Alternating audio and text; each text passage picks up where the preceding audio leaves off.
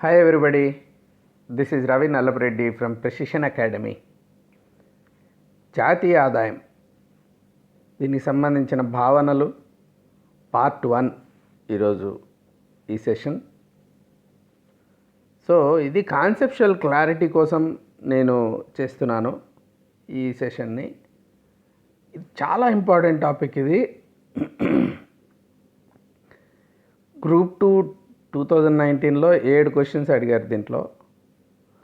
So నేను అనుకుంటున్నా ఒక 5 క్వశ్చన్స్ ఎక్స్పెక్ట్ చేయొచ్చు ఏ ఎగ్జామ్ అయినా కానీ, గ్రూప్ 1 తెలంగాణ, ఏపీ, గ్రూప్ 2 ఏవైనా ఎగ్జామ్స్కు మీరు, లేకుంటే ఈవెన్ సెంట్రల్ ఎగ్జామ్స్ రాసిన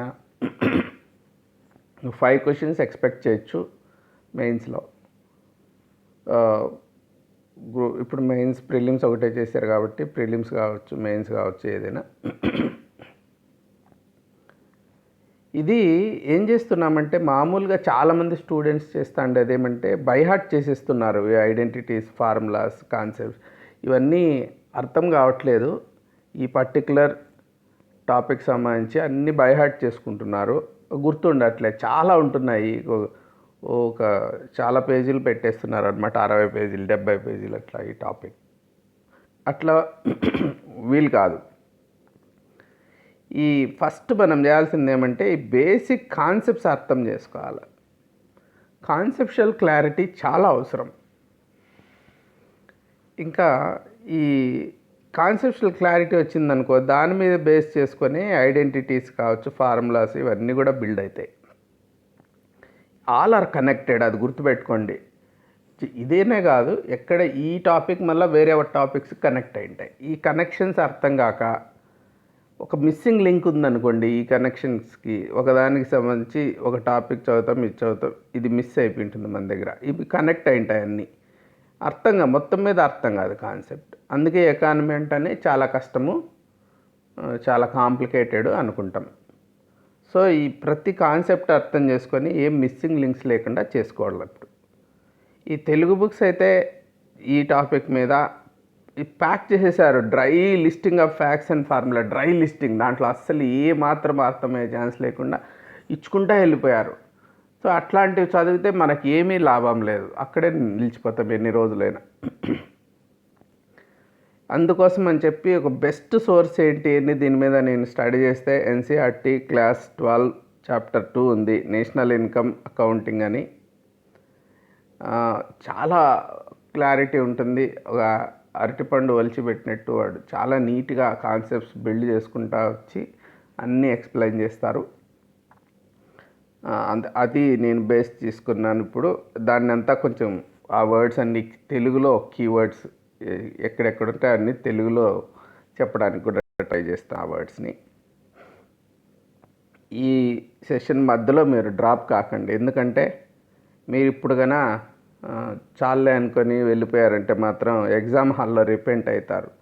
అప్పుడు ఈ క్వశ్చన్స్కి ఆన్సర్ 1-2 క్వశ్చన్స్తోనే డిఫరెన్స్ వచ్చేస్తుంది, సర్వీస్ వస్తుందా రాదా, మన లైఫ్ ఏమైపోతుందని. కాబట్టి మనం ఏం చేయాలంటే చివరి దాకా వినండి. నెక్స్ట్ సెషన్ కూడా మీరు ఫాలో కండి. ఇది 15 మినిట్స్కి నేను కన్ఫైన్ కావట్లేదు, ఎందుకంటే ఫ్లో ఒకటి ఉంటుంది. కాన్సెప్షువల్ క్లారిటీ కావాలంటే ఫ్లో ఉంటుంది. 15 నిమిషాల కంటే మాకు ఫోకస్ చేయలేము అంటే, అటెన్షన్ డెఫిషియన్సీ ఉంటే మీకు సబ్జెక్ట్ ఎలా వస్తుంది?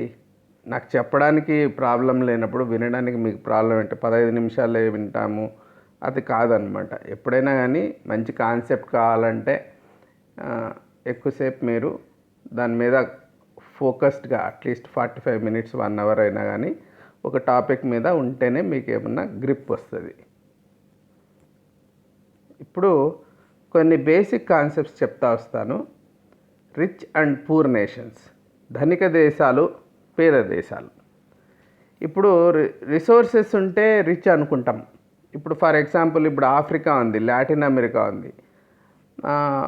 రిసోర్సెస్ చాలా ఎక్కువ ఉన్నాయి వాళ్ళకి. అంటే రివర్స్ ఉన్నాయి, ఫెర్టైల్ ల్యాండ్స్ ఉన్నాయి, ఫారెస్ట్స్ ఉన్నాయి, మినరల్స్ ఉన్నాయి. ఇంత అంటే చాలా ధనిక దేశం అయి ఉండాలి కదా. మరి ఆ ధనిక దేశం కాదు అవి, పూరెస్ట్ కంట్రీస్ అవి ప్రపంచంలో. ఇంకా ప్రాస్పరస్ కంట్రీస్ ఉన్నాయి కొన్ని, వాళ్ళకి నేచురల్ వెల్త్ లేని ప్రాస్పరస్ కంట్రీస్ లైక్ సింగపూర్ కావచ్చు, ఇజ్రాయెల్ కావచ్చు.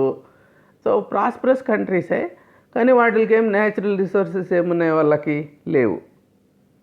సో మనం అర్థం చేసుకోవాల్సింది ఏమంటే ఎకనామిక్ వెల్త్, ఒక దేశం యొక్క ఎకనామిక్ వెల్త్ అనేది does not necessarily depend on the mere position of resources. అంటే ఒక న్యాచురల్ రిసోర్సెస్ ఉన్నంత మాత్రాన ఎకనామిక్ వెల్త్ ఉంటుంది అని చెప్పలేం.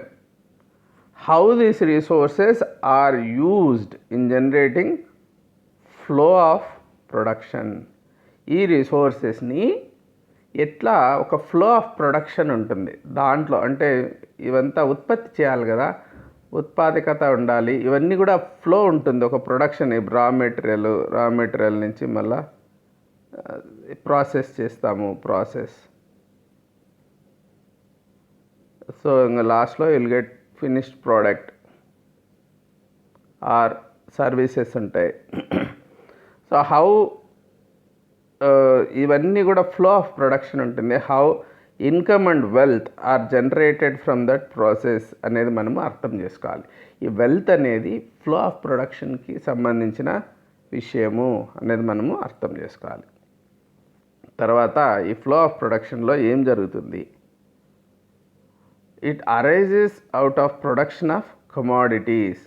అంటే గూడ్స్ అంటే ఏంటివి? ఈ చిన్నవి ఉండొచ్చు లైక్ బటన్స్, లేకుంటే పెద్దవి ఏరోప్లేన్స్, అంత వేరియేషన్స్ ఉంటాయి. గూడ్స్ అంటే అన్ని గూడ్సే. తర్వాత సర్వీసెస్ ఉంటాయి.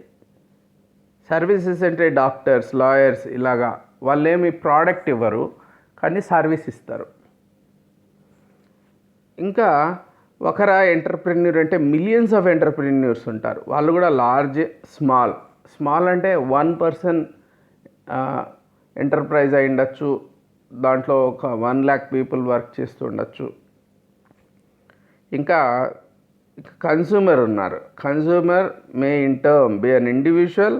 ఈ కన్స్యూమర్ అంటే ఎవరు కన్స్యూమ్ చేస్తారు? ఒక ఇండివిజువల్ కన్స్యూమర్స్ ఉండొచ్చు, ఒక ఎంటర్ప్రైజ్ కూడా ఏమైనా కొనొచ్చు కదా, గవర్నమెంట్ కూడా ఏమైనా పర్చేస్ చేయొచ్చు అనమాట.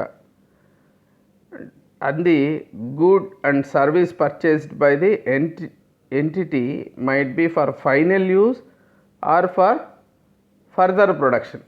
ఈ పర్చేస్ చేసిన వాటిని అవి ఫైనల్గా వాడేసుకోవచ్చు, లేదా వాటిని మళ్ళీ వేరే ప్రొడక్షన్ కోసం యూజ్ చేయొచ్చు అనమాట, ఇంటర్మీడియరీ గూడ్స్. సో ఇన్ని ఉన్నాయి ఇక్కడ ఈ ఫ్లో ఆఫ్ ప్రొడక్షన్లో మనం అర్థం చేసుకోవాల్సింది. అంటే డయాగ్రమాటిక్గా ఎక్స్ప్లెయిన్ చేస్తా. ఇప్పుడు ఒక ఎంటర్ప్రైజ్ ఉంది. This enterprise can be small or large.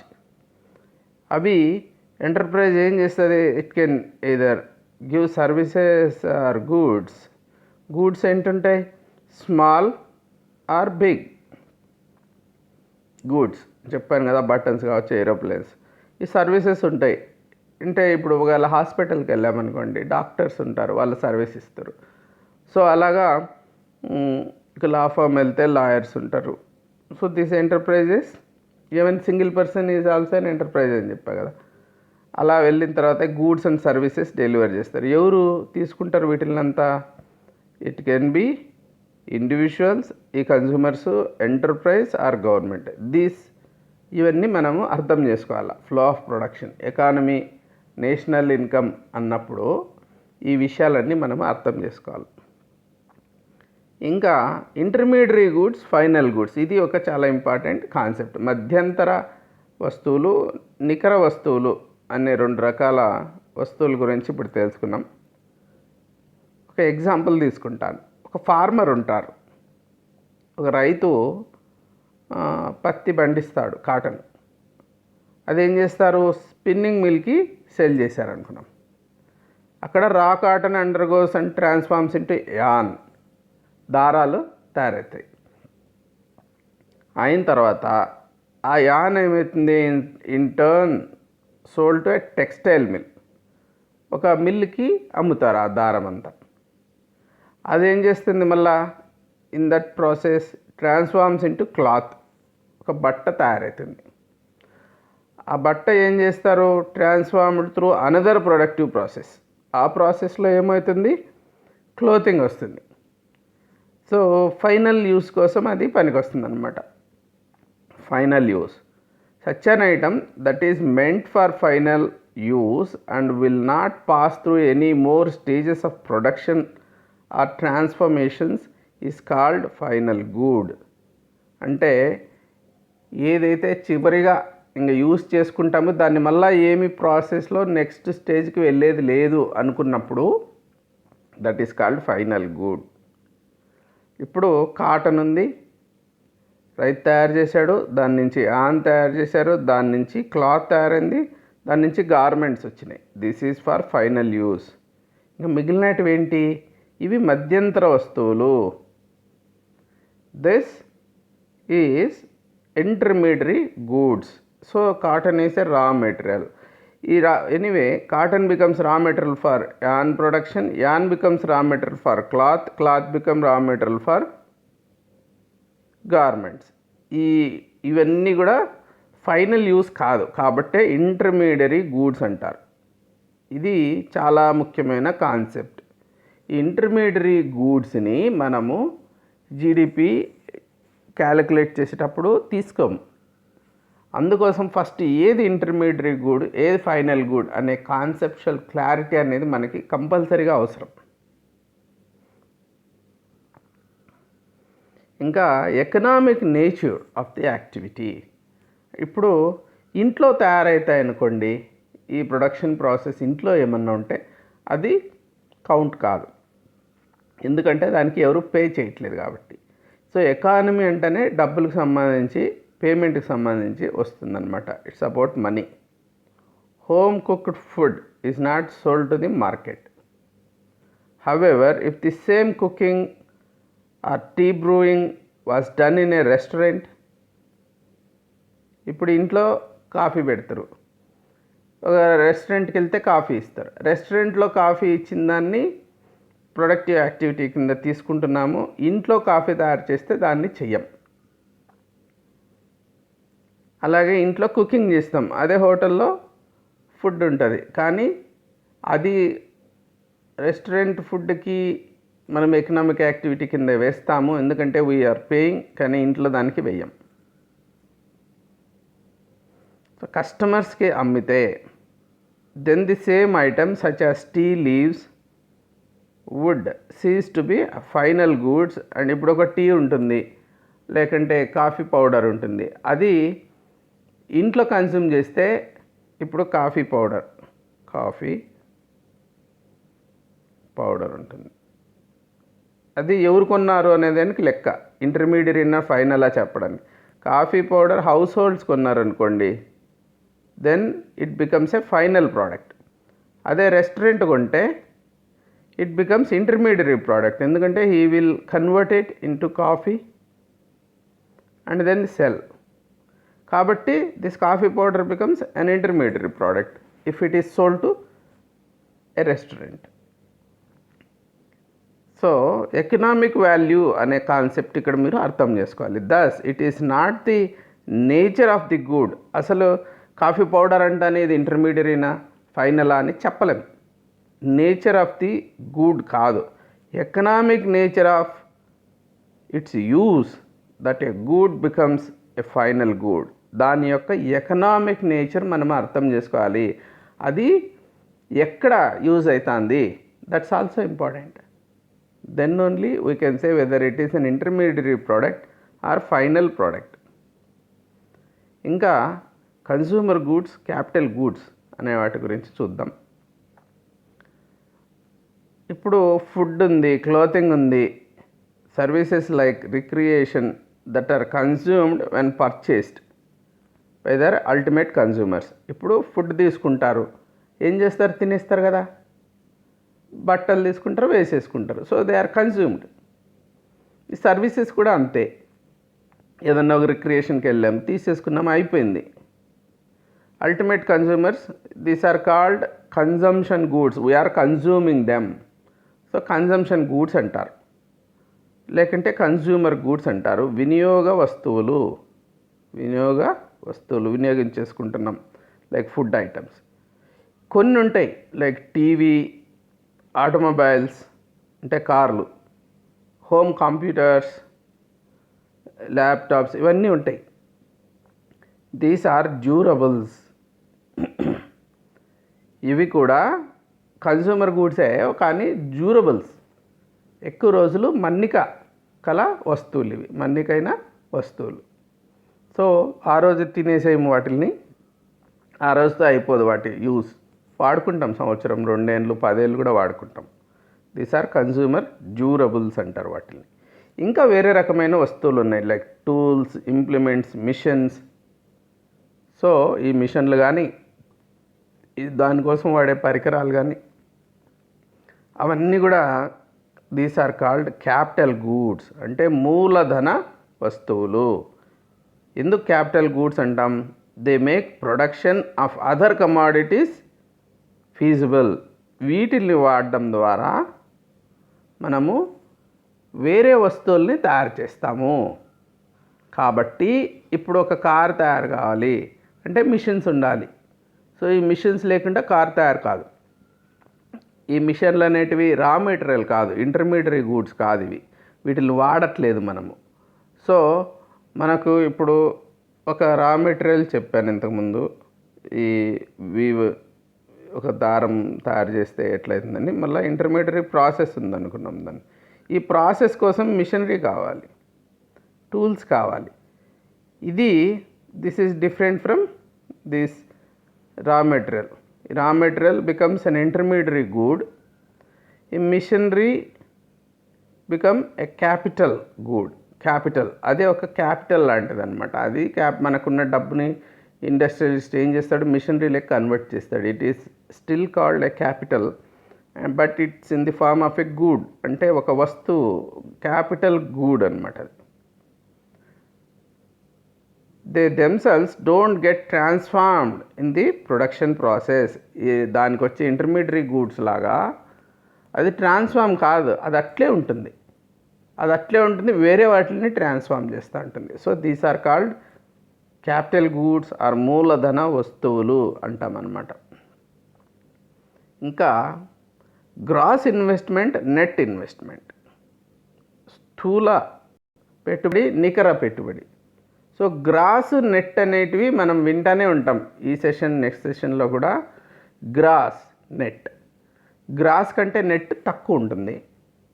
ఇప్పుడు for example gross salary, net salary. So gross profits, net profits, ఇలాగా. గ్రాస్ అంటే ఒక పెద్ద ఫిగర్ ఉంటుందన్నమాట. నెట్ అంటే ఏదో ఒకటి దాంట్లో నుంచి తీసేస్తారు, అప్పుడే కరెక్ట్ ఐడియా వస్తుంది మనకి. సో ఇక్కడ కూడా gross investment, net domestic product, gross domestic product, అన్ని గ్రాస్ నెట్లు మనం చాలా రకాలు చూస్తాం ఇక్కడ. Gross investment of an economy may be machines, tools, implements, buildings, office spaces, storehouses, infrastructure like roads, bridges, airports, ఇవన్నీ కూడా గ్రాస్ ఇన్వెస్ట్. ఒక దేశానికి చూస్తున్నాం మనం ఇప్పుడు.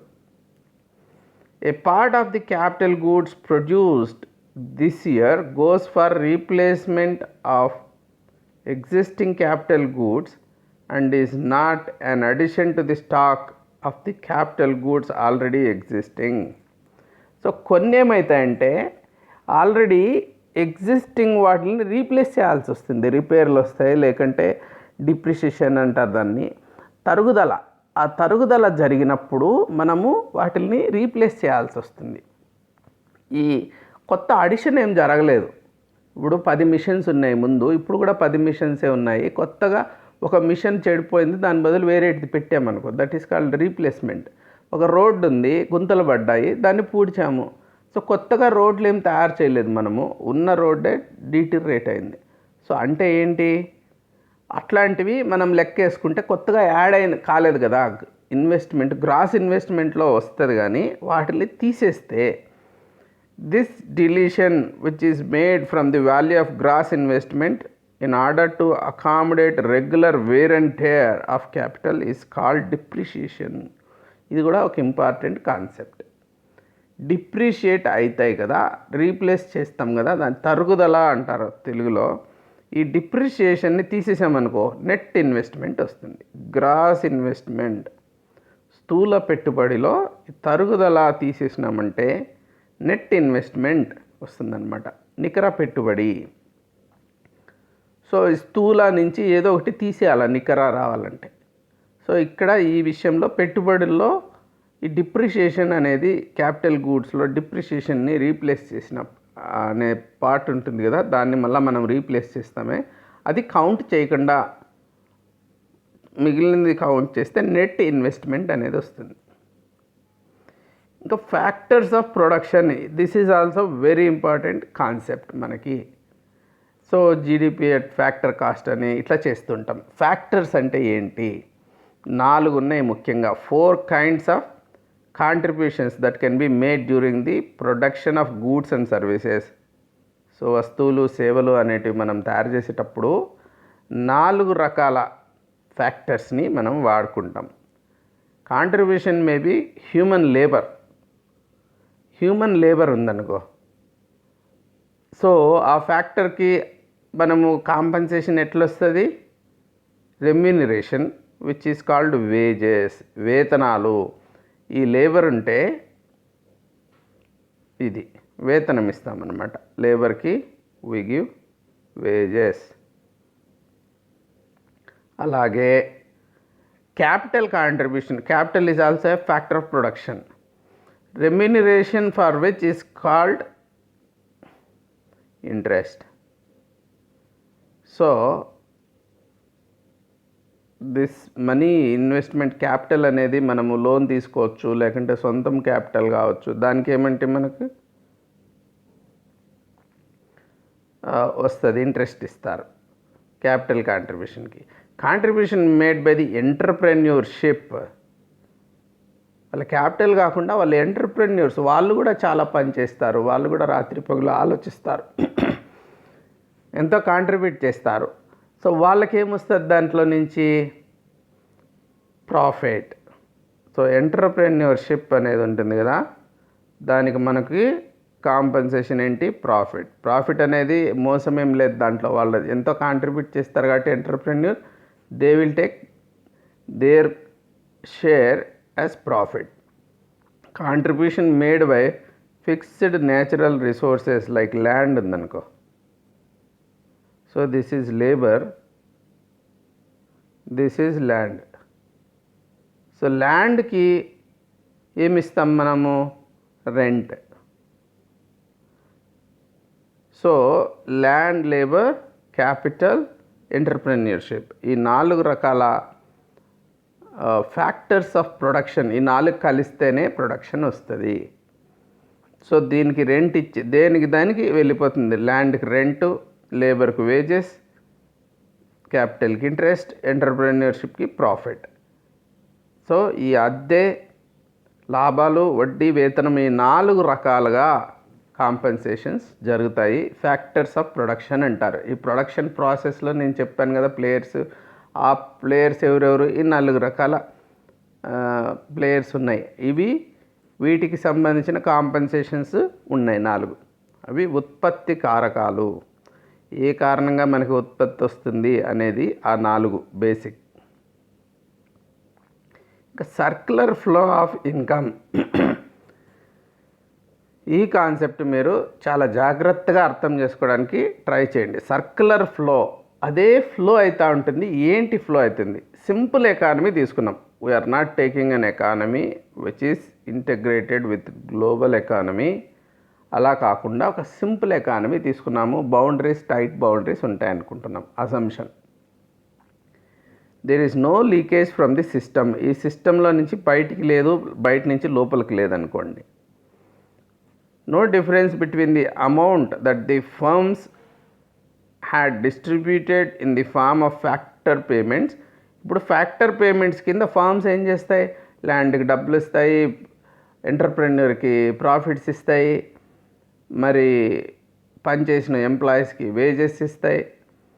సో క్యాపిటల్ ఎక్కడన్నా రైజ్ చేసింటే దానికి ఇంట్రెస్ట్ కట్టేస్తాయి. ఈ ఫ్యాక్టర్ పేమెంట్స్ ఉంటాయి, which is the sum total of remunerations earned by the 4 factors of production. ఈ 4కి ఇచ్చేటివి ఫ్యాక్టర్ పేమెంట్స్ అంటారు. Aggregate consumption expenditure that they receive at sales revenue. వాళ్ళకి ఏ సేల్స్ వస్తాయో, సేల్స్ డబ్బులు వస్తాయి కదా, ఆ డబ్బులు వచ్చినాక అదంతా మళ్ళీ ఈ 4కి డిస్ట్రిబ్యూట్ చేయాలి. సో ఎంత వస్తుందో, ఎంత ఖర్చు పెడుతుందో ఎంటర్ప్రెన్యూర్, రెండు సేమ్ అనమాట. ఎంటర్ప్రైజ్ ఖర్చు పెట్టేది అవి ఎప్పటికో ఒకసారికి ఇస్తూ ఉంటారు కదా. సో లెటస్ అస్యూమ్ ఒక పీరియడ్ మనం తీసుకున్నప్పుడు ఇంకా విత్హోల్డ్ చేయరు, ప్రాఫిట్స్ మొత్తం డిస్ట్రిబ్యూట్ చేసి ఇస్తారు అనుకుంటే, అది వాళ్ళంతా ఖర్చులు ఎంత పెడతారో ఆదాయం అంత ఉంటుంది. ఇన్కమ్ ఎక్స్పెండిచర్ బ్యాలెన్స్ షీట్స్లో మనము టాలీ చేసుకుంటాం కదా. సో అట్లా ఇక్కడ వచ్చేది ఎంతనో వెళ్ళేది ఎంత ఒకటే ఉంటుంది. కాబట్టి 4 రకాలుగా ఇక్కడ మనకు ఫ్లో చూడొచ్చు. ఒకటి గూడ్స్ అండ్ సర్వీసెస్, ఇది ఫర్మ్స్ నుంచి మనం ఏం చేస్తాము, గూడ్స్ సర్వీసెస్ హౌస్ హోల్డ్స్కి ఇస్తాం. వాళ్ళు ఏం చేస్తారు, హౌస్ హోల్డ్స్ నుంచి స్పెండ్ చేస్తారు. ఎంత వచ్చిందో అంత ఖర్చు పెడతారనే అజంప్షన్ కింద ఇక్కడ. సో ఇక్కడ 4కి డబ్బులు వస్తాయి సంబంధించి, హౌస్ హోల్డ్స్ ఏం చేస్తారు, వాటిని ఖర్చు పెడతారు. సో ఇక్కడ ఎట్లాంటి అజంప్షన్స్ చేసుకుంటున్నామంటే, హౌస్ హోల్డ్స్ ఎంత వస్తుందో అంతే పెడతారు, అప్పు చేయరు, మిగిలించుకోరు, సేవింగ్స్ చేయరు. అలాంటి అజంప్షన్స్ కొన్ని బేస్ చేసుకుంటాం. తర్వాత మళ్ళీ దాన్ని కరెక్ట్ చేయడం కోసం కొన్ని మాడిఫికేషన్స్ చేసుకుంటాం. ఫైనల్గా ఫస్ట్ బేసిక్గా అర్థం చేసుకోవాలి. సో ఎంత గూడ్స్ అండ్ సర్వీసెస్ చేసినందుకు ఈ ఫ్యాక్టర్ సర్వీసెస్ అనేటివి వీళ్ళు చేస్తారు. హౌస్ హోల్డ్స్ ఏం చేస్తారు, they have people and they give and they get wages. అట్లా వాళ్ళు ఫ్యాక్టర్ సర్వీసెస్ చేసినందుకు ఫ్యాక్టర్ పేమెంట్స్ ఫర్మ్స్ చేస్తాయి. ఇప్పుడు ల్యాండ్, లేబర్, క్యాపిటల్ ఇవన్నిటికీ వీళ్ళు కాంట్రిబ్యూట్ చేసినప్పుడు వాళ్ళకి ఫ్యాక్టర్ పేమెంట్స్ అనేటివి వస్తాయి. So even an entrepreneur is a household, ఎందుకంటే వాడికి కూడా డబ్బులు వస్తాయి. Is not an entity, is not a firm, so is also a factor. So వాళ్ళకు వచ్చే ఫ్యాక్టర్ పేమెంట్స్ వాళ్ళకు వస్తాయి, ఫ్యాక్టర్ సర్వీసెస్ వాళ్ళు చేస్తారు. And these are same. ఎంత వాళ్ళకి కంపెనీకి ఏలో అంటే స్పెండింగ్ అంటే హౌస్ హోల్డ్స్ ఎంత ఖర్చులు పెడుతున్నారు అనేది, తర్వాత గూడ్స్ అండ్ సర్వీసెస్ వలన ఎంత డబ్బులు వస్తున్నాయి అనేది, తర్వాత ఫ్యాక్టర్ సర్వీసెస్కి చేసే ఫ్యాక్టర్ పేమెంట్స్ అనేటివి, ఈ 3 ఈక్వల్ ఉంటాయి. That is the simple economy. ఇది ఒక సిస్టమ్గా మనం భావిస్తే ఇలా ఉంటాయి. కాబట్టి ఈ 3 రకాలుగా మనము జీడిపి, నేషనల్ వెల్త్ ఎంత అని క్యాలిక్యులేట్ చేయాలంటే ఏ పద్ధతిలో చేసినా ఒకటే వస్తుంది. 3 మెథడ్స్ ఆఫ్ క్యాలిక్యులేషన్. దీన్ని బేస్ చేసుకొని 3 రకాల క్యాలిక్యులేషన్స్ మెథడ్స్ వచ్చాయి. ఈ ఎగ్జామ్స్లో కూడా అడుగుతుంటారు. ఈ మెథడ్స్ మనం క్లియర్గా అర్థం చేసుకోవాలి. We can measure the upper most flow. ఈ ఫ్లో ఏ ఉంది కదా, by measuring the aggregate value of spending that the firms receive for the final goods and services which they produce. ఇది ఎంత స్పెండ్ చేస్తుంది, వాళ్ళకి ఎంత డబ్బులు వస్తున్నాయి, spending they receive firms. So వ్యయ మదింపు పద్ధతి అంటే ఎంత ఖర్చులు జరుగుతున్నాయో అవన్నీ ఫర్మ్స్కి వస్తాయి కదా, ఎంటర్ప్రెన్యూర్స్కి వస్తాయి కదా, ఎంత మొత్తం వ్యయం. సో ఎకానమీలో టోటల్ ఎంత స్పెండ్ చేస్తున్నారో చూసామంటే ఎంటర్ప్రెన్యూర్స్కి ఎంత వస్తుందో అర్థమవుతుంది. వ్యయ మదింపు పద్ధతి అంటారు దాన్ని. ఎక్స్పెండిచర్ మెథడ్, టోటల్ ఎక్స్పెండిచర్స్ ఎంత అవుతున్నాయి అని చూడొచ్చు.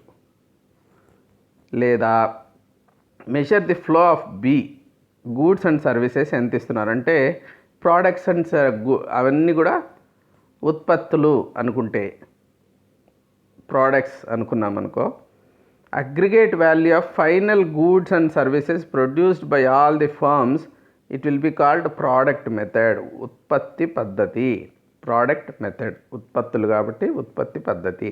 అంటే ఎంత ప్రొడ్యూస్ చేశారో చూసినా, మొత్తం కలిపి ఎంత ఖర్చులు పెట్టారో ఇవి కొనడానికి చూసినా ఒకటే కదా. సో అట్లయినా చేయొచ్చు, ఇట్లయినా చేయొచ్చు మనం క్యాలిక్యులేషన్. సో సో ఎంత ప్రొడ్యూస్ చేశారు, ఎంత ప్రొడక్షన్ ఉంది అనేది ఒక క్యాలిక్యులేషన్ అయితే, ఎంత ఎక్స్పెండిచర్స్ చేశారు అందరూ కలిసి హౌస్ హోల్డ్స్ చూస్తే అది ఒక పద్ధతి. తర్వాత ఇంకొక పద్ధతి ఉంది, sum total of all factor payments, ఆదాయం మదింపు పద్ధతి అంటే ఇన్కమ్ మెథడ్. సో అట్లా కాకుండా ఎంత ఇన్కమ్స్ వచ్చాయి ఈ 4 ఫ్యాక్టర్స్ ఆఫ్ ప్రొడక్షన్లో ఎంత ఇన్కమ్ వచ్చింది ఒక్కొక్కరికి, ఇన్కమ్ మెథడ్ అంటారు దాన్ని. సో ఆదాయం మదింపు పద్ధతి.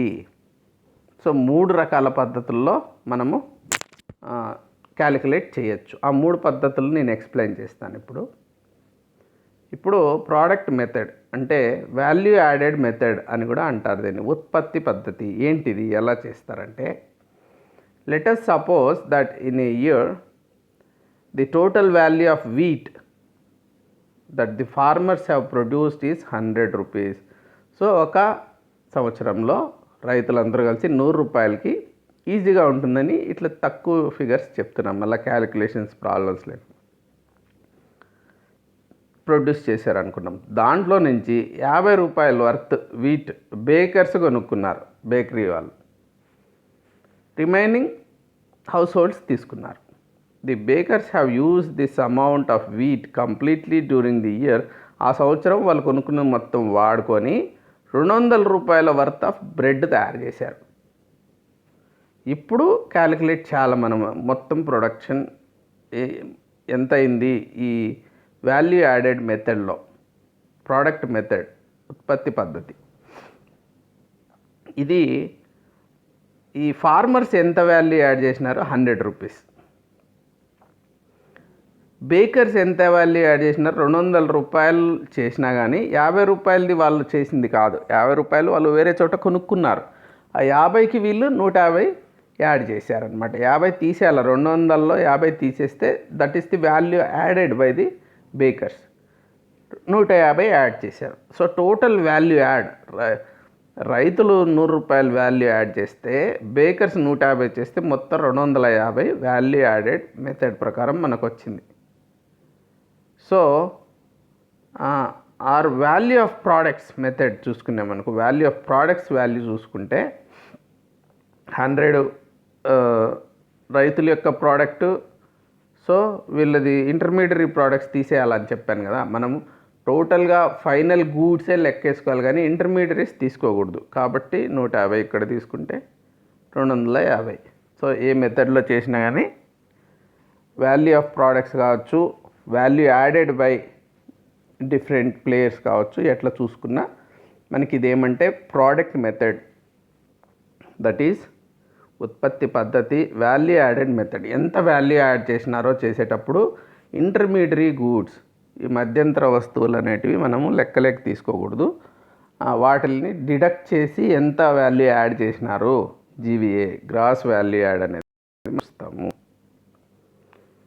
సో వాల్యూ యాడెడ్ మెథడ్లో డిప్రిషియేషన్ అనే యాంగిల్ తీసుకొచ్చాము. ఇప్పుడు ఇన్ మోర్ కాంప్లెక్స్ మోడల్, ఇప్పుడు ఈ మోడల్ని ఇంకొంచెం కాంప్లెక్స్ చేస్తారు. మరీ సింపుల్గా ఉండదు కదా ఎకానమీలో. ఈ ఫార్మర్సు ఫెర్టిలైజర్స్ వాడారు అనుకున్నాము, పెస్టిసైడ్స్ వాడారు, సో ఎరువులు పురుగు మందులు వాడినారు. అప్పుడేమవుతుంది, వాళ్ళు 100 రూపాయలు ప్రొడ్యూస్ చేసిండేది మొత్తం వాళ్ళకి రాదు, వాళ్ళు వాల్యూ యాడ్ చేయాలి. అంటే వాళ్ళు ఇన్పుట్ ఎంత ఉంది చూసుకుంటే అప్పుడే వాల్యూ యాడ్ వస్తుంది. అలాగే value of this inputs will have to be deducted from the value of output of wheat. వాటిని తీసేయాలి, ఆర్ పెస్టిసైడ్స్ ఫెర్టిలైజర్స్. ఇంకా బేకర్స్ ఉన్నారు. ఈ బేకర్స్ వెళ్ళి ఈ బ్రెడ్ని రెస్టారెంట్కి అమ్మారనుకోండి, హౌస్ హోల్డ్స్కి అమ్మారనుకోండి, కొంత రెస్టారెంట్స్కి అమ్మారు. అప్పుడేమవుతుంది, రెస్టారెంట్స్కి ఇది ఇంటర్మీడియరీ ప్రోడక్ట్ అవుతుంది, మధ్యంతర వస్తువు అయిపోతుంది. ఈ బ్రెడ్ ఫైనల్ గూడ్ కాదు. Again we have to see the final good as like a meal or a menu item or whatever in the restaurant. అక్కడ మనకి ఇది ఇంటర్మీడియరీ గూడ్ అవుతుంది కాబట్టి దీన్ని తీసేసి అక్కడ ఎంత ఛార్జ్ చేశారో చూస్తాం. ఈ బ్రెడ్ ఒక 20 రూపీస్కి వస్తాయి కొన్ని పీసెస్, వాటిని 5 మందికి ఇస్తాడు వాడు, మళ్ళీ ఆమ్లెట్ కలుపుతాడు, అంతా కలిపి ఏదో ఒకటి శాండ్విచ్ చేస్తారు, లేకుంటే something else they do and they charge 100 rupees for each item. అప్పుడు ఈ బ్రెడ్ కాస్ట్ దాంట్లో నుంచి తీసేస్తారనమాట, టోటల్ వాల్యూ అక్కడ వస్తుంది. Will be calculated by subtracting the value of intermediary good. ఈ బ్రెడ్ వచ్చి ఈ విషయంలో ఇంటర్మీడియరీ గూడ్ అవుతుంది. సో ఇక్కడ మళ్ళీ డిప్రిషియేషన్ కాన్సెప్ట్ ఒకటి తీసుకొద్దాం. ఈ value of depreciation gross value యాడెడ్లో జోడించబడిన స్థూల విలువ, ఎప్పుడైతే స్థూల విలువ గ్రాస్ వాల్యూ, సో మనం అన్ని వాల్యూ యాడెడ్స్లో డిప్రిషియేషన్ తీసేసినాం అనుకో, డిప్రిషియేషన్ని డిడక్ట్ చేస్తే then will get net value added. అంటే నెట్ వాల్యూ యాడెడ్ ఈ ఎగ్జాంపుల్లో, ఫర్ ఎగ్జాంపుల్ ఇక్కడ 30 రూపాయలు డిప్రిషియేషన్, 250 రూపీస్ లాస్ట్ ఎగ్జాంపుల్ ఉంది కదా, దాంట్లో బేకింగ్ మిషన్ ఒకటి రీప్లేస్ చేయాల్సి వచ్చింది, రిపేర్ చేయాల్సి వచ్చింది, ఏదో ఒకటి చేయాల్సి వచ్చింది, 30 రూపాయలు ఖర్చు అయింది అనుకున్నాం. అప్పుడు ఎంత అవుతుంది net value added? 250 minus 30, that is 220 వస్తుంది నెట్ వాల్యూ యాడెడ్ చూస్తే, డిప్రిషియేషన్ డిడక్ట్ చేసాం. ఇప్పుడు ఇన్వెంటరీస్ని లెక్కలెక్క తీసుకున్నాం. సో ఇంతకుముందు డిప్రిషియేషన్ లెక్కలెక్క తీసుకున్నాను కదా. సో ఇప్పుడు ఫస్ట్ సింప్లెస్ట్ మోడల్ తీసుకొని దాంట్లో రియాలిటీని యాడ్ చేసుకుంటూ వస్తే ఈక్వేషన్ మాడిఫై అవుతా వస్తుంది. Change in inventories may be planned or unplanned. ఈ ప్లాన్ చేసుకొని చేంజ్ చేయొచ్చు, లేదా అన్ప్లాన్డ్గా కూడా చేంజెస్ జరుగుతుంటాయి ఇన్వెంటరీస్. ఒక అన్ఎక్స్పెక్టెడ్ ఫాల్ ఆఫ్ సేల్స్ జరిగిపోయింది, ఇంత సేల్ జరుగుతుందని చెప్పి ఊహించి ప్రొడ్యూస్ చేశారు, కానీ ఏదో కరోనా వలన ఇంకొక దాని వల్ల దాని డిమాండ్ తగ్గిపోయింది. Unexpected sale fall in the sales. Firm will have unsold stock. ఇప్పుడు ఏమైపోయింది, అది అమ్మలేదు. అమ్మనప్పుడు అది ఏ ఎక్స్పెండిచర్ మోడల్లో కానీ ఏ మోడల్లో కానీ కనపడదు కదా, దాని సేల్ కాలేదు. So they have not sold, what shall we do? So hence there will be an accumulation of inventories. అప్పుడు ఏమైపోతాయి, ఫస్ట్ కొన్ని ఇన్వెంటరీస్ ఉంటాయి, కొంత స్టాక్ ఉంటుంది మన దగ్గర, ఈ ఇన్వెంటరీస్ అంటారు వాటిని.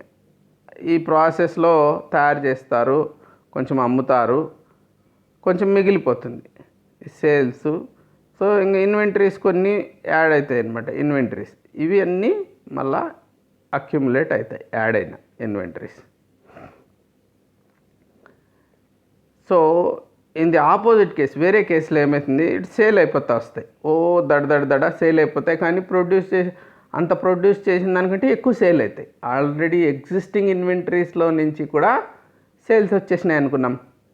ఫర్ ఎగ్జాంపుల్ ఇప్పుడు కార్లు తీసుకోండి, ఇంకా పబ్లిక్ ట్రాన్స్పోర్ట్ తగ్గిపోయినప్పుడు కార్స్ ప్రొడ్యూస్ చేస్తారు, కానీ అంత ఇన్వెంటరీ లేదు కార్స్, కాబట్టి ముందు ఉన్న ఇన్వెంటరీస్లో నుంచి వెళ్ళిపోతే ప్రొడక్షన్ లేదు. ఇప్పుడు ప్రొడక్షన్ ఒక 100 కార్లు తయారు చేశారు, కానీ కొన్ని కారణాల వల్ల 110 కార్లు సేల్ అయిపోయినాయి. అప్పుడేమవుతుంది, ఆల్రెడీ మనం ఉన్న ఇన్వెంటరీస్ కొంచెం తగ్గుతుంది. So change in the inventories of a firm during the year ఎట్లొస్తుంది, production of the firm during the year minus sale of firm during the year. So production ఎంత ఉంది, సేల్స్ ఎంత ఉన్నాయి. ప్రొడక్షన్ కంటే సేల్స్ తక్కువ ఉంటే ఇన్వెంటరీస్ యాడ్ అవుతాయి, production కంటే సేల్స్ తక్కువ అయితే ఇన్వెంటరీస్ తగ్గుతాయి కదా. ఇది ప్రొడక్షన్ 100, ఇన్వెంటరీస్ 110 అనుకో, అప్పుడు ఇది -10 అవుతుంది చేంజ్. సో ప్రొడక్షన్ 110, ఇన్వెంటరీస్ మరి సేల్ 100 ఉందంటే 10 యాడ్ అవుతుంది, +10 అవుతుంది. ఇక్కడ ఇన్వెంటరీస్లో చేంజెస్ ఎట్లా వస్తాయి అనేది మనము అర్థం చేసుకుంటున్నాం. Gross value added, net value added, GDP. ఇప్పుడు మనము జీడిపి అనే కాన్సెప్ట్కి వచ్చాం. సో ఇవన్నీ అర్థం చేసుకున్న తర్వాత జీడిపి అర్థం చేసుకుంటున్నాము. గ్రాస్ వాల్యూ అడిషన్, జీవీఏ అనే కాన్సెప్ట్ ఒక్కొక్క దాంట్లో ఇంతకుముందు చెప్పాను కదా, ప్రోడక్ట్ మెథడ్లో గ్రాస్ వాల్యూ అడిషన్స్ తీసుకుంటాము. ఒక ప్రోడక్ట్ ఐది తీసుకుంటే value of sale by the firm VI, తర్వాత value of the change in inventories AI, మళ్ళీ minus value of intermediary goods. So ఈ కాన్సెప్ట్స్ అన్నీ ఇక్కడ వాడుతున్నాను నేను ఇంటర్మీడియరీ గూడ్స్ని తీసేయాలా అని చెప్పాను. Change in inventories, it can be a positive value or negative value, +10 -10 ఏదైనా కావచ్చు అని చెప్పాను కదా ఇన్వెంటరీస్. అట్లా change in inventories, so value of sales తీసుకొని ఫస్ట్ ఇన్వెంటరీస్లో ఎంత చేంజ్ వచ్చిందో దాంతో అడ్జస్ట్మెంట్ చేసి తర్వాత ఇంటర్మీడియరీ గూడ్స్ని తీసేస్తే అప్పుడు నెట్ తర్వాత that is called gross value added. దాంట్లో మళ్ళీ మనం డిప్రిషియేషన్ అనే కాన్సెప్ట్ ఉంది. సో నెట్ వాల్యూ యాడెడ్ రావాలంటే ఆ ప్రోడక్ట్ ఆ ఫామ్ ఐలో సో గ్రాస్ వాల్యూ యాడెడ్లో డిప్రిషియేషన్ తీసేయాలా, డిఐ. అప్పుడు మనకి ఒక ఫర్మ్ యొక్క గ్రాస్ వాల్యూ అడిషన్ అనేది ఐ దానిది వస్తుంది. టోటల్ జీడిపి తీసుకోవాలి అనుకుంటే 1 మిలియన్ ఫర్మ్స్ ఉన్నాయనుకున్నాం మొత్తం ఇండియాలో. సో జీవీఏ ఐ = ఇది సిగ్మా చూపిస్తారు. ఐ మ్యాథమెటిక్స్ వాళ్ళకి ఈజీగా అర్థమవుతుంది. ఇది I = 1 to n GVA I అనుకో. ఐది ఫస్ట్ 1 పెట్టాలి, జీవీఏ 1, మళ్ళీ 2 పెట్టాలి, జీవీఏ 2, జీవీఏ 3, ఇట్లా 1 2 3 అలా లాస్ట్కి జీవీఏ ఎన్ వస్తుంది. ఇన్ని కలపాలి. ప్రతిదాని యొక్క జీవీఏలు కలిపితే గ్రాస్ వాల్యూ అడిషన్స్ అవి చేసినప్పుడు ఇదంతా వస్తుంది. Value of sales, value of change in inventories, intermediary goods తీసేసి వచ్చేది గ్రాస్ డొమెస్టిక్ ప్రోడక్ట్, జీడిపి, స్థూల దేశీయ ఉత్పత్తి, స్థూల. దీంట్లో నుంచి ఏదో ఒకటి డిడక్ట్ చేస్తే నికర వస్తుందన్నమాట, స్థూల. సో నెట్ కాదు, ఇది gross. So gross value additions అన్నీ యాడ్ చేసిన తర్వాత మనకు వచ్చేదాన్ని జీడిపి అంటారు, gross domestic product.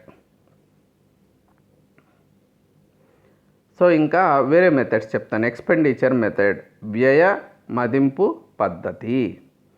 Let us suppose that in a year the total value of wheat that the farmers have produced is 100. Out of this they have sold 50 worth wheat to bakers. అది ఇంతకుముందు చెప్పిన example ఇక్కడ మళ్ళీ తీసుకుంటున్నా.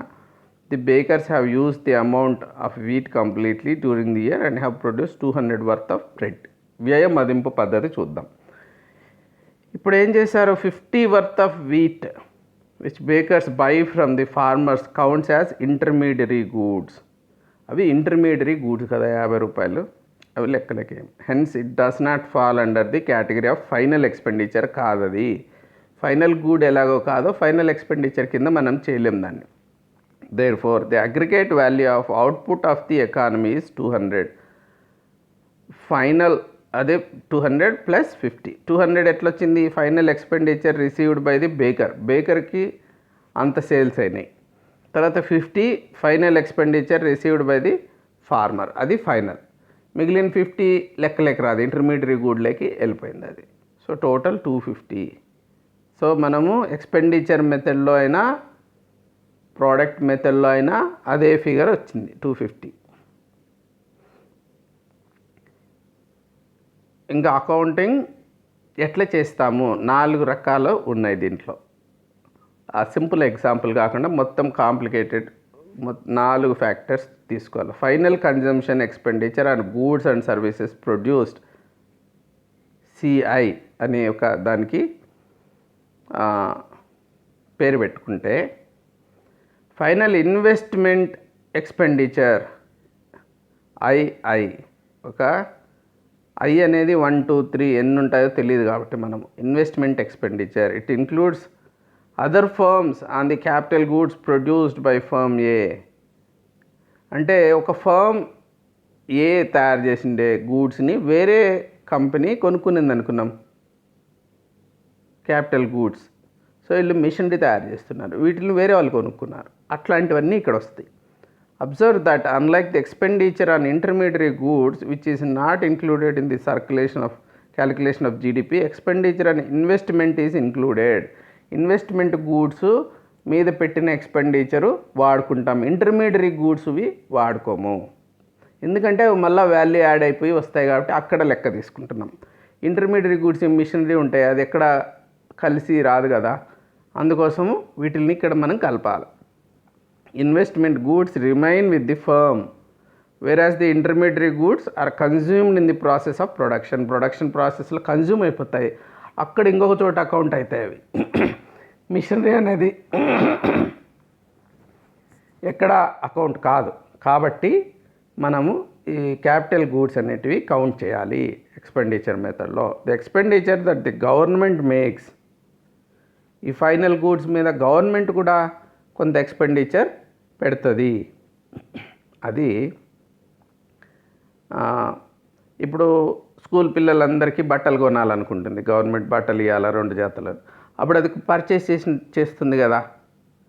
So అదంతా కూడా government expenditure అనమాట.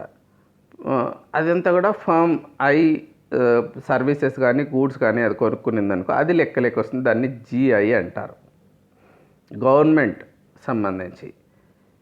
The export revenues that the firm earned by selling its goods and services. Goods and సర్వీసెస్ని అబ్రాడ్ అమ్మామనుకో, ఇప్పుడు ఇండియాలోటివే ఇవి లెక్కలేసాము, అబ్రాడ్ అమ్మితే ఎక్స్ఐ అంటున్నాడు దాన్ని. సో ఏమేమి వచ్చాయి ఈ మెథడ్లో? CI is equal to 1 to n అంటే కన్జంప్షన్ గూడ్స్ అండ్ సర్వీసెస్ మీద పెట్టే ఎక్స్పెండిచర్స్ అన్నీ ఒకటి. ఇన్వెస్ట్మెంట్స్ అంటే క్యాపిటల్ గూడ్స్ మీద ఏ కంపెనీ కానీ ఏదైనా ఎన్ని ఉన్నాయో అన్నీ పెట్టేటివన్నీ ఒకటి. తర్వాత గవర్నమెంట్ చేసే expenditures 1 to n, n can be any number. తర్వాత ఎక్స్పోర్ట్స్ చేసాం అంటే ఇప్పుడు మనం ఇండియాలో ఉన్న సిస్టంలో ఇవంతా కాకుండా కొంత బయటికి వెళ్ళిపోయింది అనుకో, అప్పుడు ఎక్స్పెండిచర్ దాన్ని ఎక్స్పోర్ట్స్ కింద లెక్కేస్తాం. ఇవన్నీ కలిపితే వ్యయ మదింపు పద్ధతి అంటే ఎక్స్పెండిచర్ మెథడ్. దీంట్లో sigma RVI is equal to CI, sigma CI plus sigma II plus sigma GI plus sigma XI. దీంట్లో ఇంకొక కాంపోనెంట్ యాడ్ చేద్దాం మనం ఇప్పుడు జీడిపి క్యాలిక్యులేషన్ కోసం. CM denotes the expenditure on imports consumption goods. ఇప్పుడు కొన్ని goods consumption goods import చేసుకున్నాం మనం, ఇప్పుడు ఆ ఇంపోర్ట్ కాంపోనెంట్ కలుపుతాం. ఎక్స్పోర్ట్ మనం లెక్క తీసుకున్నాం కదా, అలాగే ఐఎం అంటే క్యాపిటల్ గూడ్స్ అన్నీ కొన్ని వేరే దేశాల నుంచి ఇంపోర్ట్ చేసుకున్నాం మనం, మిషనరీ అవంతా జర్మనీ నుంచి తీసుకున్నాం, ఇంకో చోటు రష్యా నుంచి.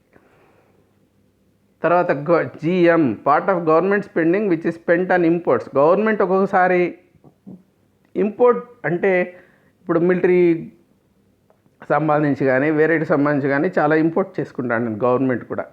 So government spending which is spent on imports అనుకో, అది మైనస్ చేయాలి. సో ఎం అనేది ఒకటి కొత్తగా తయారు చేసాం. So the consumption goods imported, ఆ తర్వాత foreign investment goods imported and government spending on imports. So that is the aggregate import expenditure. ఎకానమీకి మొత్తం లెక్క తీసుకుంటే అది import expenditure total. X denotes the exports and doesn't have any import factor, కాబట్టి ఈ మూడిట్లోనే import అనేది ఉంటుంది. ఇప్పుడు ఆ ఎక్స్ అనేది ఎక్స్పోర్ట్స్, ఎం అనేది ఇంపోర్ట్స్ అనుకుంటే నెట్ ఎక్స్పోర్ట్స్ అంటున్నాం మనం దీన్ని. X minus M is net exports. ఇప్పుడు జీడిపిని ఈ మెథడ్లో ఎట్లా చేస్తాం? Consumption is C, investment investment goods వచ్చి plus I plus government purchases G, దాంట్లో నెట్ ఎక్స్పోర్ట్స్ అంటే X minus M. Same equation group 2 2019లో అడిగారు అనమాట. జీడిపి ఇన్ వ్యయ మదింపు పద్ధతిలో ఎలా క్యాలిక్యులేట్ చేస్తారు expenditure, how it is calculated అనేసి కింద ఈక్వేషన్స్ ఆప్షన్ ఏబిసిడి వచ్చినప్పుడు ఇది కరెక్ట్ ఆప్షన్ అనమాట. అందుకే మీరు ఎగ్జామ్స్లో వస్తాయి, బాగా కాన్సెప్ట్ గుర్తుంటే ఎగ్జామ్లో ఎక్స్పెండిచర్ మెథడ్ అనేది ఎట్లా లెక్కలేసినారో మీకు అర్థమవుతుంది. జస్ట్ ఈ ఫార్ములా గుర్తుపెట్టుకుంటే ఏమీ రాదు, అసలు ఎందుకు ఈ ఫార్ములా తయారైంది. So you have to derive the formula, మీకే అర్థం కావాలి. Hope you are writing down everything, లేకపోతే ఇంకొకసారి చూడండి తప్పలేదు. ఆదాయ మదింపు పద్ధతి, ఇన్కమ్ మెథడ్. ఇప్పుడు income the sum of final expenditure in the economy must be equal to the income received by all the factors of production taken together. So ఈ expenditures అన్నీ మళ్ళీ ఏమైతాయి, కంపెనీస్కి వెళ్తాయి, కంపెనీ నుంచి ఫ్యాక్టర్స్ ఆఫ్ ప్రొడక్షన్స్కి వెళ్తాయి కదా, అవన్నీ కూడా కలపాల. Factors of production following forms of simple idea that the revenue earned by all the firms put together must be distributed among the factors of production as salaries, wages, profits, interest and rents కదా. Salaries and wages ఇదంతా ఒకటే. So let there be M number of households ఒక ఎకానమీలో. WI be the wages and salaries. So WI అనేది wages and salaries అనుకుంటే I అనేది house హోల్డ్కి మనం ఇచ్చే wages and salaries. PI, INI, RI ఏంటివి? Gross profit, interest payments, rents received by the household in the particular year. ఒక సంవత్సరంలో ఒక I అనే హౌస్ హోల్డ్కి వచ్చిన wages and salaries, gross profits, interest, rents అవన్నీ కూడా కలుపుకోవాలి. అవన్నీ కలిపినప్పుడు WI plus PI plus INI plus rents. ఇది rents, interest, profits, wages and salaries. వీటిల్ని M ఉన్నాయనుకుంటే I = 1 to M ఇట్లా యాడ్ చేసుకుంటే అన్ని హౌస్ హోల్డ్స్ని లెక్కలెక్క తీసుకొని W plus P plus IN plus R ఇది ఆదాయ మదింపు పద్ధతి. సో ఈ 3 పద్ధతులు ఒక్కసారిగా నేను మీకు ఇక్కడ ఎక్స్ప్లెయిన్ చేస్తాను. ఈ బొమ్మ మీరు నేర్చుకున్నారంటే మీకు బాగా గుర్తుండిపోతుంది. ఇప్పుడు ఎక్స్పెండిచర్ మెథడ్.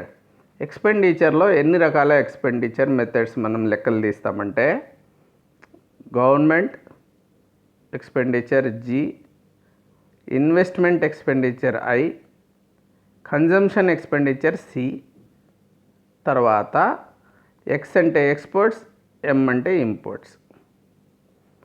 ఇంకా కూడా ఎక్స్పోర్ట్స్లో ఇంపోర్ట్స్ తీసేస్తే ఎంత డిఫరెన్స్ ఉందో అంత అక్కడ. That is called expenditure method. ఇప్పుడు ఇన్కమ్ మెథడ్కి వచ్చినామనుకో, ఇన్కమ్ మెథడ్ అంటే P is 4 factors of productions యొక్క ఇన్కమ్స్ తీసుకోవాలని చెప్పాను కదా. సో ప్రాఫిట్స్ వస్తాయి, ఇంట్రెస్ట్లు వస్తాయి క్యాపిటల్కి, ల్యాండ్కి, రెంట్లు వస్తాయి, వేజెస్ అండ్ శాలరీస్ వస్తాయి. ఈ 4 కలిపితే ఇన్కమ్ మెథడ్. ఇది చాలా సింపుల్ మెథడ్. తర్వాత ప్రోడక్ట్ మెథడ్, ఇది చాలా important method. GVAs, so gross value additions. So GVA 1 అనుకో, ఇప్పుడు C plus I plus G plus X minus M అది ఈ మెథడ్లో. లేకపోతే ఇది ఒక ఎక్స్పెండిచర్ మెథడ్కి ఇది ఫార్ములా.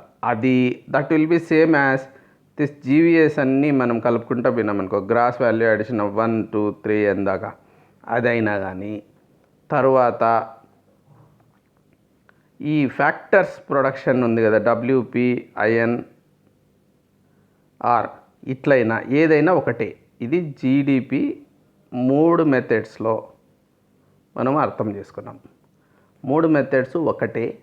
3 మెథడ్స్లో వచ్చేది కూడా ఒకటే వాల్యూ. కాబట్టి GDP అంటే ఈ మెథడ్లో వేరే, ఈ మెథడ్లో వేరే అని చెప్పరు. అన్ని మెథడ్స్లో ఈక్వల్ అవుతాయి. సో అది మనం ఇక్కడ చెప్పాం. GVA అంటే గ్రాస్ వాల్యూ అడిషన్. సో ఇది బేసిక్ కాన్సెప్ట్. మొత్తం ఈ చిన్న చిన్న ఫ్యాక్టర్స్ కావచ్చు అన్నీ నేను కలుపుకుంటూ వచ్చి లాస్ట్కి వచ్చేసరికి GDP క్యాలిక్యులేషన్ ఎలా చేస్తారో, దాంట్లో ఎలా ఈ పార్ట్స్ ఉంటాయో ఇవన్నీ మీకు ఇప్పుడు అర్థమైంది. ఇప్పుడు ఒక మిషన్ ఉంటుంది, దాంట్లో పార్ట్స్ చేసి మళ్ళీ అసెంబుల్ చేస్తే మీకు ఎలా, ఓహో ఇది దీంట్లో ఉందా. ఇప్పుడు కార్ ఉంది, ఇది గేర్ బాక్స్, ఇది స్టీరింగ్, ఇది ట్రాన్స్మిషన్ అండ్ టైర్లు అన్నీ సపరేట్ చేసి మళ్ళీ యాడ్ చేస్తే, అసెంబుల్ చేస్తే మీకు అర్థమవుతుంది కార్ ఏంటి అని. అట్లా GDP ఏంటి అనేది మనం అర్థం చేసుకున్నాం. 3 రకాల క్యాలిక్యులేషన్స్ని ఒకచోటుగా పెట్టి మనం ఇప్పుడు అర్థం చేసుకున్నాం. ఇంకా ఇది ఈ రోజుకి I conclude this session. But you have to listen to the second session also, that's also really important. ఈ రెండు కన్నా అర్థం చేసుకుంటే ఎకానమీలో national economy, aggregate level, macro level economy మీకు అర్థమవుతుంది. ఈ బేసిక్స్ అర్థం చేసుకుంటే బై హార్ట్ చేసుకుంటే ఏమి రాదు మనకి. So I hope you enjoyed the session. Will meet again in the next session. Till such time, have a good day. If you have any questions, if you want help, or if you want test series or mentorship, you may call 81010101405060, or you may send a WhatsApp message to 85, that is my personal WhatsApp number. మీరు ఈ సెషన్లో మనం ఇంతవరకు విన్నదాన్ని ఒక paper pen తీసుకొని చూడకుండా produce చేయండి. రాకపోవచ్చు, రెండోసారి వినండి, ఈసారి నోట్స్ రాసుకుంటూ వినండి.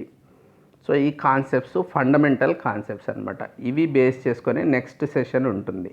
సో ఇది చూడకుండా వెళ్ళకూడదు.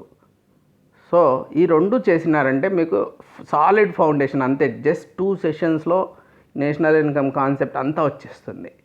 It will be really helpful through out your life. మీకు ఆ ఎకానమీని అర్థం చేసుకోవాలి. జనరల్గా కూడా ఇది ఎగ్జామ్స్ పర్పసే కాదు, ఎకానమీని అర్థం చేసుకోవాలంటే కూడా ఈ కాన్సెప్ట్స్ అన్నీ చాలా అవసరం మనకి. Thank you for joining. Have a good day. Bye bye.